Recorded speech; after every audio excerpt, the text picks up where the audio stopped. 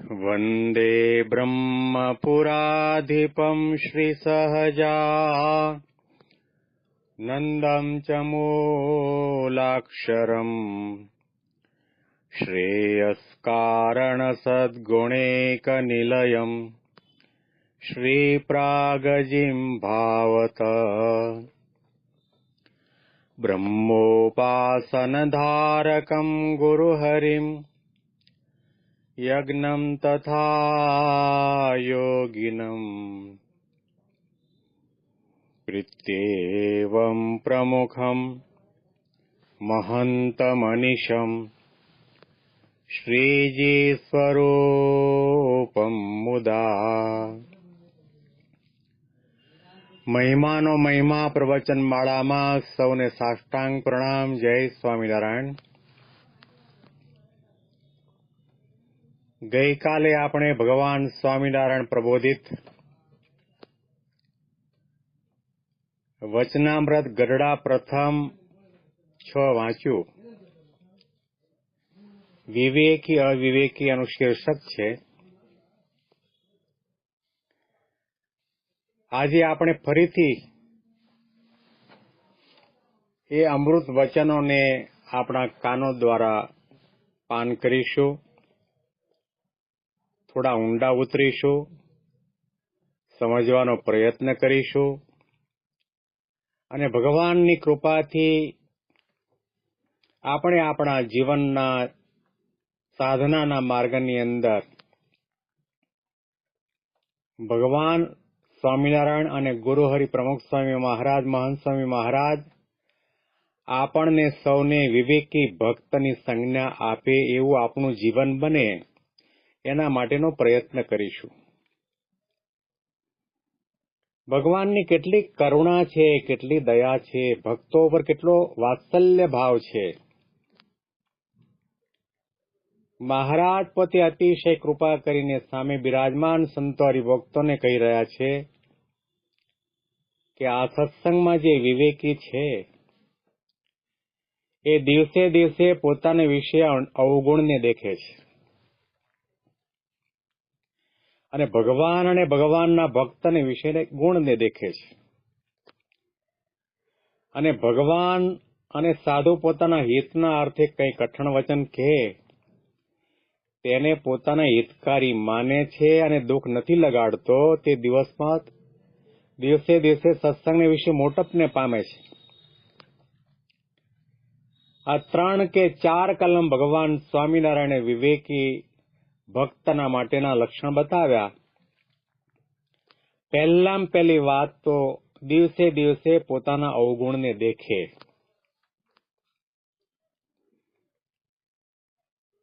આપણે જો વિવેકી હોઈએ તો હંમેશના માટે આપણે અંતરદ્રષ્ટિ કરીએ, આપણા અંતર સન્મુખ વૃત્તિ કરીએ. આપણે આપણી આંખને તપાસીએ કે આંખ તો ગંદી નથી ને, આંખમાં તો અવગુણ નથી ને, આંખમાં તો વિકાર નથી ને, આંખમાં તો આસક્તિ, કામના, રાગદ્વેષની ભાવના તો નથી ને. જો આપણે કોઈનું સારું જોઈ શકતા ન હોઈએ, કોઈની આધ્યાત્મિકતાને, કોઈના સદગુણોને જોઈ શકતા ન હોઈએ અને એની ભક્તિ, સેવા, સત્સંગ, સમર્પણ, ત્યાગ, વૈરાગ્ય વગેરે સદગુણોને જોઈને આપણને ઈર્ષા થતી હોય તો સમજવું કે આપણી આંખમાં અવગુણ છે. આંખના અવગુણ જાણવા જરૂરી છે. ભગવાનના જેટલા સાચા ભક્તો સંતો થયા છે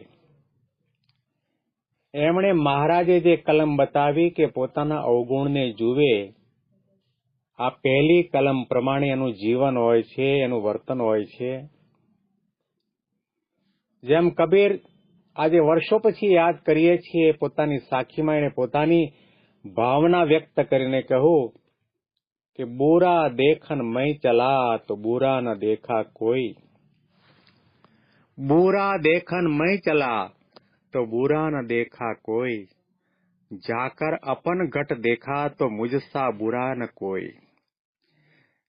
હું બુરો શોધવા માટે નીકળી પડ્યો, પરંતુ મને કોઈ બુરો માણસ, ખરાબ માણસ દેખાણો નહીં. પરંતુ જ્યારે મેં મારા અંતરમાં તપાસ કરી તો ખબર પડી કે મારા સમાન દુનિયામાં કોઈ બુરો માણસ નથી. મોસમ કોન કુટિલ ખલ કામી. ભગવાનને હંમેશના માટે પ્રાર્થના કરીને પુકારતા હતા. એના રોમ રોમમાંથી આ શબ્દો અભિવ્યક્ત થતા હતા. મોસમ કોન કુટિલ ખલ કામી. જીનું તનુ દિયો ઉસકો વિસરાયો, ऐसो नमक हरामी. મોસમ કોન કુટિલ ખલ કામી. હે પ્રભુ, મારા સમાન આ દુનિયાની અંદર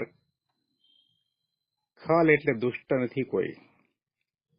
કોઈ મારા જેવો કામી નથી, મારા જેવો ક્રોધી નથી, મારા જેવો લોભી નથી. મોસમ કોન કુટિલ ખલ કામી. જેનો તનુ દિયો, જે પરમાત્માએ કૃપા કરીને મને આ માનવ શરીર આપ્યું, એ ભગવાનને હું ભૂલી ગયો. ऐसो नमक हरामी. હું ભગવાનનો અપરાધી છું, ગુનેગાર છું. મારામાં અનંત અનંત અવગુણો પડ્યા છે.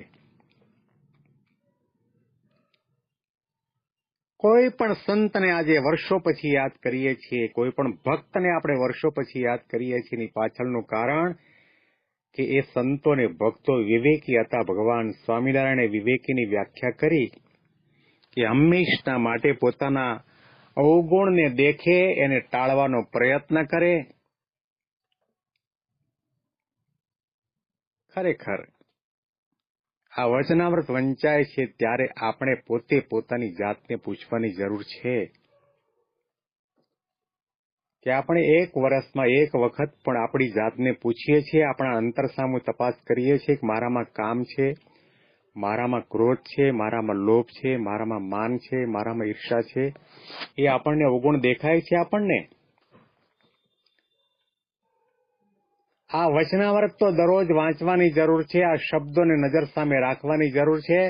આ ભગવાન સ્વામિનારાયણની અમૃત વાણી છે, અમૃતા વચનામૃત છે. એનું હંમેશના માટે પ્રેમે કરીને પાન કરવાની જરૂર છે, તપાસ કરવાની જરૂર છે, પળે પળે વિચાર કરવાની જરૂર છે કે આપણે ગઈકાલે સત્સંગમાં આવ્યા ત્યારે મારામાં માન હતું, ઘમંડ હતું, ઈર્ષા હતી, આટલા સ્વભાવ પ્રકૃતિ હતા, મારે કોઈના પ્રત્યે અણગમો અને અભાવ હતા, એ ટળ્યા કે નહીં? જો આ વિચાર આપણને ન આવતો હોય, આપણા પોતાના અવગુણ કે દોષો દેખાતા ન હોય, તો ટાળવાનો પ્રયત્ન ક્યારે કરવાના? શરીર ઉપર પહેરેલું જે કપડું છે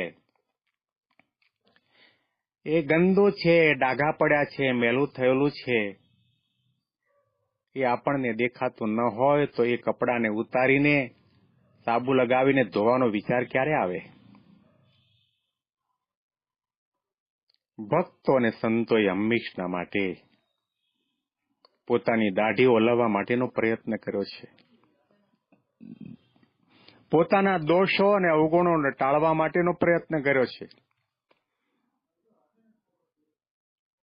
જેમ સુરદાસજીએ પોતાના કીર્તનની અંદર ગાયું, દર્શન કરવા માટે જતા હતા અને મંદિરના પગથિયા આગળ બેસી ગયા. ઘણા બધા પૈસાદાર અને શેઠ લોકો ફ્રૂટ લઈને, હાર લઈને, પુષ્પ લઈને, ઉજળા કપડાં પહેરીને પગથિયા ચડતા ચડતા ભગવાનની પાસે જાય અને પ્રણામ કરે. અને આ સુરદાસજીને પ્રશ્ન પૂછવામાં આવ્યો કે તમારે દર્શન કરવા માટે નથી જવું? સુરદાસજી રડી પડ્યા અને રડતા રડતા ભગવાનને પુકારીને ગાન કર્યું, કીર્તન ભક્તિ કરી.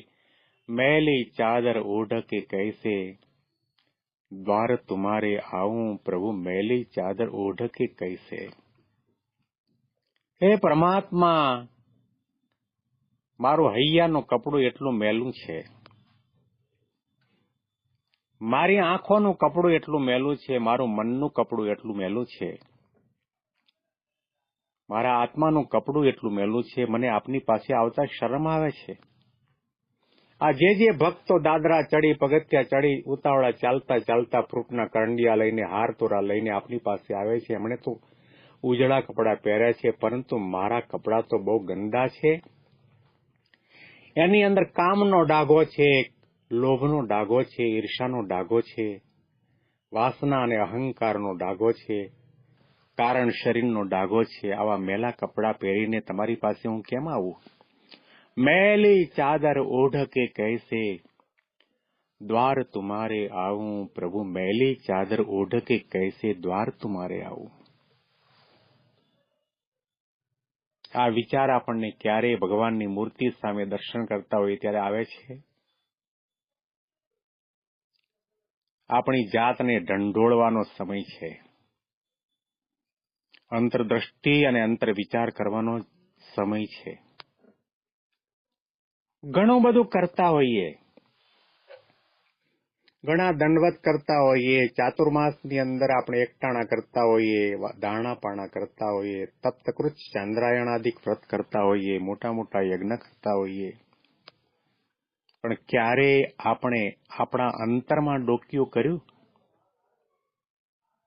મહારાજ આપણો અવિવેક દૂર કરીને સાચા વિવેકી ભક્ત બનાવવા માંગે છે. મહારાજ કહે છે કે સત્યનો ને અસત્યનો વિવેક જેની પાસે છે અને એનો વિચાર જેની પાસે છે, એનું જીવન એ પ્રકારનું છે, એ સાચો સંત છે, સાચો ભક્ત છે. સાર અને અસારનો વિવેક, સત્ય અને અસત્યનો વિવેક આ દેહ આપણે નથી. આપણે આત્મા છીએ, દેહ નાશવંત છે, પંચભૂતનું બનેલું છે, પરિવર્તનશીલ છે, દુઃખનું કારણ છે, રોગનું ઘર છે, છતાં પણ એવા નાશવંત દેહની અંદર આપણે અભિમાન કરીને બેઠા છીએ કે મારા જેવો કોઈ રૂપાળો નથી. દેહ ઉજળું છે, કપડા ઉજળા છે, આપનો આત્મા ઉજળો છે, આપણું મન ઉજળું છે, આપણા કાન પવિત્ર છે, આપણી જબાન પવિત્ર છે, આપણી વાણીની ચાદર મેલી છે, આંખની ચાદર મેલી છે, કાનની ચાદર મેલી છે, મનની ચાદર મેલી છે. સંકલ્પ વિકલ્પના ચાદર એટલા બધા ગંદા મેલા છે. એ વિચાર તો આપણને ક્યારેય પણ નથી આવતો. મહારાજે પહેલી કલમ મૂકી, વિવેકી ભક્ત હોય એ હંમેશના માટે પોતાના અવગુણને જોવાનો પ્રયત્ન કરે અને ભગવાન અને ભગવાનના સંત એ અવગુણનું ખંડન કરે, અવગુણનું જાણપણું આપે, એના માટેની વાત કરે, કઠણ વચન કહે તો એને ગુણ ગ્રહણ કરે, એને પરમ હિતકારી માને. પ્રભુ, હે ગુરુજી, હે સંતો, તમે બહુ મારા ઉપર દયા કરી, તમે મારી ભૂલ બતાવી. આવો વિચાર નથી આવતો. સંતો જાહેરમાં આપણને ટોકે, વઢે, આપણા સ્વભાવ પ્રકૃતિનું ખંડન કરે, ત્યારે મનમાં એમ થાય કે આટલી મોટી સભાની અંદર બસ હું એક જ બીડી પીઉં છું, આટલી મોટી સભાની અંદર હું માત્ર એક જ મોડો આવું છું, આટલી મોટી સભાની અંદર સેંકડો હરિભક્તો બેઠા છે, ઘણાએ તિલક ચાંદલો નથી કર્યો, મને એકલાને કેમ કહ્યું? આપણે સંતનો અવગુણ લઈએ છીએ, પરંતુ વિવેકી હોય તે વિચાર કરે કે આ સ્વભાવનું ખંડન કરવાવાળા સંતો છે, મારા સ્વભાવના શત્રુ છે, પરંતુ મારા પરમ મિત્ર છે. એવી પ્રકારે ગુણ ગ્રહણ કરે, એને પરમ હિતકારી માને અને એનું એને દુઃખ ન લાગે, તો મહારાજે કહ્યું આવો જે વિવેકી સંત હોય, હરિભક્ત હોય, સત્સંગી હોય, મુમુક્ષુ હોય, તે દિવસે દિવસે સત્સંગમાં મોટપને પામે છે. કઈ મોટપ? ઊંચી ગાદી ઉપર બેસવા માટે મળે એ મોટપ નહીં. એને હાર તોરા થાય, એની વાહવા થાય એ મોટપ નહીં. ભગવાનની માળાના મણકામાં એનો નંબર લાગી જાય. ભગવાન અને ગુરુ હરિ પ્રમુખ સ્વામી મહારાજ, મહંત સ્વામી મહારાજના હૃદયમાંથી શબ્દો એવા નીકળે કે ધન્ય છે આ ભક્તને, ધન્ય છે આ સાધુને, ધન્ય છે આ સત્સંગીને. કે આટલું વઢવા છતાં, કહેવા છતાં, ટોકવા છતાં એને અમારો અભાવ નથી આવતો અને અવગુણને ટાળવા માટેનો પ્રયત્ન કરે છે અને સવળી સમજણ ગ્રહણ કરીને દિન આધીન થઈને સત્સંગની મર્યાદામાં રહીને સેવા ભક્તિ સત્સંગ કરે છે. આવી પ્રકારની મોટપ ક્યારે મળે કે જ્યારે આવો વિવેક આપણામાં હોય ત્યારે. અવિવેકનો ત્યાગ કરવાની જરૂર છે. મહારાજે કહ્યું, અવિવેક કોને કહ્યો? કે પોતાને વિશે હંમેશના માટે ગુણ દેખે, પોતાને ગુણનું માન આવે. એકાદશીના દિવસે આપણે ઉપવાસ કર્યો હોય ને બાકીના આપણી સાથે રહેતા તમામ સંતો ભક્તોએ ઉપવાસ ન કર્યો હોય તો આપણને થાય કે લ્યો,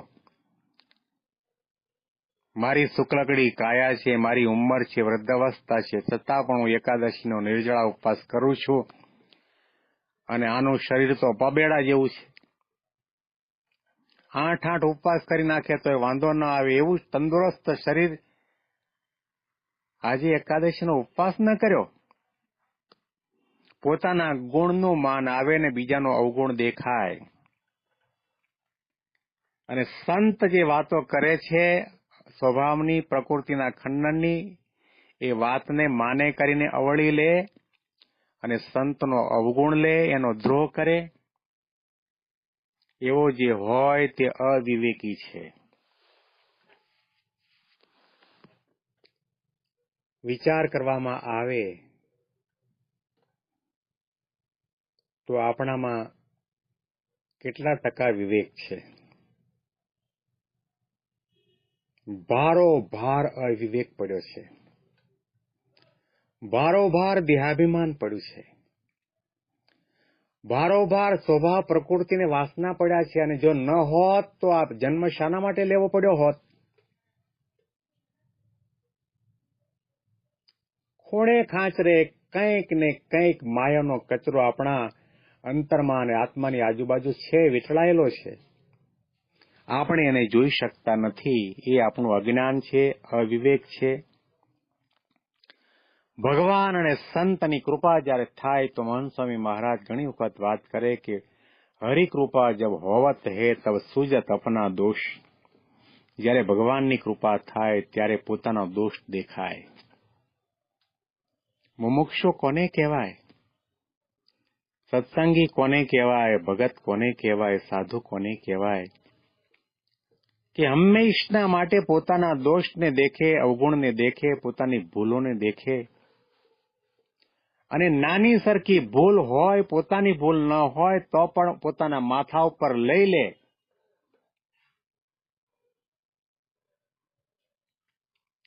ઘણા વર્ષો પહેલાનો ગોંડલનો પ્રસંગ છે.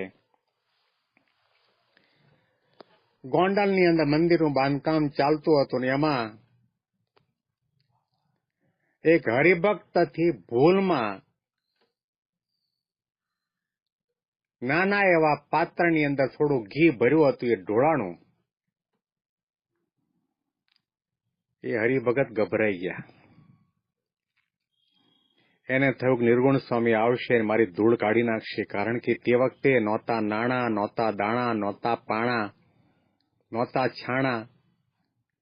આવી કપરી પરિસ્થિતિથી સિલકની અંદર 2 આના ન મળે, મજૂરોને આપવા માટેના પગારના પૈસા ન મળે. એવી કપરી પરિસ્થિતિની અંદર આવું થોડું ઘી ઢોળાયું અને બહુ ગભરાઈ ગયા. અને યોગીજી મહારાજ ત્યાં આવ્યા ને એમણે જોયું કે આવી રીતે હરિભક્ત ગભરાયા છે. એ ત્યાં ઉભા રહ્યા. હરિભક્તને કહ્યું, તમે જતા રહો, કઈ વાંધો નહીં. અને નિર્ગુણ સ્વામી આવ્યા ને ઢોળાયેલું ઘી જોયું અને આકળા વાકળા થયા ને પૂછ્યું, કોણે ઘી ઢોળ્યું? યોગીજી મહારાજે કહ્યું કે સ્વામી, મારાથી ભૂલથી ઢોળાઈ ગયું. બીજાની ભૂલને પણ પોતાના માથે લઈ લે. પોતામાં દોષ ન હોય છતાં પણ માફી માગે, ભૂલ ન હોય તો પણ માફી માગે. આવો વિવેક સંતની અંદર હોય, હરિભક્તની અંદર હોય. મહારાજે અંતમાં કહ્યું કે પોતાના વિશે જે ગુણનું માન છે તેનો ત્યાગ કરીને શૂરવીર થઈને ભગવાન અને ભગવાનના સંતને વિશે વિશ્વાસ રાખે તો એનો અવિવેક ટળી જાય. અવિવેક ટાળવા માટે પહેલી વાત તો શૂરવીર થવાની જરૂર છે. પહેલી વાત તો આપણા પોતાના માનનો ત્યાગ કરવાની જરૂર છે. આપણે જે અવળી સમજણ લઈને બેઠા છીએ કે હું પૈસાદાર છું, બુદ્ધિશાળી છું, બંગલાવાળો છું, સત્તાવાળો છું, રૂપાળો છું, આવી ભક્તિ સેવા કરું છું, આવું જે માન છે માનનો ત્યાગ કરવાની જરૂર છે. અને માનનો ત્યાગ કર્યા પછી શૂરવીર થવાની જરૂર છે. શૂરવીર થવું એટલે બાયો ચડાવવાની વાત નથી, બાથમબાત કરવાની વાત નથી, લડાઈ કરવાની વાત નથી, એકબીજાને હરાવવાની વાત નથી. શૂરવીર થવું એટલે દાસત્વ ભાવ કેળવવો. પોતાની ભૂલનો, પોતાના સ્વભાવનો, પોતાની પ્રકૃતિનો સ્વીકાર કરવો કે સ્વામી હું આવો છું. આવી પ્રકારની શૂરવીરતા જે ભક્તની પાસે હોય અને ભગવાન અને ભગવાનની વિશે જેને વિશ્વાસ હોય કે આ સંત અને ભગવંત મારા પરમ હિતકારી છે, જે કહે છે સાચું કહે છે, મારા ભલા માટે કહે છે, મારા કલ્યાણ માટે કહે છે, આવી રીતે વિચારીને એનો ગુણ ગ્રહણ કરે, એ માર્ગે ચાલવાનો પ્રયત્ન કરે તો મહારાજે કહ્યું કે એનો અવિવેક ટળી જાય છે. અવિવેક ટાળવા માટે ભગવાન અને ભગવાનના સંતના વચનમાં વિશ્વાસ રાખવાની જરૂર છે. ભગવાન અને સંત કોઈને વઢે ટોકે એ પોતાના લાભ માટે, પોતાના સ્વાર્થ માટે નથી હોતું. સ્વભાવનું ખંડન કરે શાના માટે? કારણ કે ભગવાન અને સંત જાણે છે કે આ જીવાત્માને જે સ્વભાવ વળગ્યા છે, વ્યસન વળગ્યા છે, દેહાભિમાન છે અને કારણ શરીરનું લિંગ આત્માની આજુબાજુ છે, એ જ્યાં સુધી ટળશે નહીં, બળશે નહીં, નાશ નહીં પામે ત્યાં સુધી એ જીવાત્મા જન્મ મરણના ચક્રાવામાં ભટકવાનો છે. માટે મારે એને આ બધા દુઃખમાંથી મુક્ત કરી જન્મ મરણના રોગને મટાડી ભગવાનના ધામનો અધિકારી બનાવી ભગવાનના સુખે સુખીઓ કરવો છે. એટલા માટે જાણી જોઈને એને દુઃખ થાય એવા કડવા વચન કહે છે અને આ માર્ગે ચલાવે છે. આવો વિશ્વાસ જેને હોય એ સાચો વિવેકી ભક્ત છે, સાચો સંત અને સાચો મુમુક્ષુ છે. ભગવાન સ્વામિનારાયણને, ગુરુ હરિ પ્રમુખ સ્વામી મહારાજ અને મહંત સ્વામી મહારાજને પ્રાર્થના કરીએ કે અમારા સૌના ઉપર કૃપા કરો. ગળામાં કંઠી પહેરીને કંઠને સત્સંગી કર્યો, કપાળમાં તિલક ચાંદલો તાણ્યો અને કપાળની તિલક ચાંદલો તાણીને સત્સંગી કર્યું, પરંતુ અમારું જીવન સત્સંગી નથી થયું. અમારામાં અવિવેક ભારોભાર ભર્યો છે. કૃપા કરો, અમારા અવિવેકને ટાળો અને આપે જે વિવેકી ભક્તની વ્યાખ્યા કરી છે એવી પ્રકારના અમે વિવેકી ભક્ત બની શકીએ. હંમેશા અમારા દોષો દેખાય, અમારા સ્વભાવ દેખાય, અમારી પ્રકૃતિ દેખાય અને એને ટાળવા માટેનો પ્રયત્ન કરીએ અને આપને પ્રાર્થના કરીએ કે આપની કૃપાથી ટળી જશે એવો વિશ્વાસ અમને આવે, એવી સમજણ અમને આવે, એવા આશીર્વાદ અમને સૌને આપો એવી આપને પ્રાર્થના કરીએ છીએ. મહિમાની વિશેષ વાતો આપણે આવતીકાલે વચનામૃતના માધ્યમથી સાંભળીશું. સૌને સાષ્ટાંગ પ્રણામ. જય સ્વામિનારાયણ.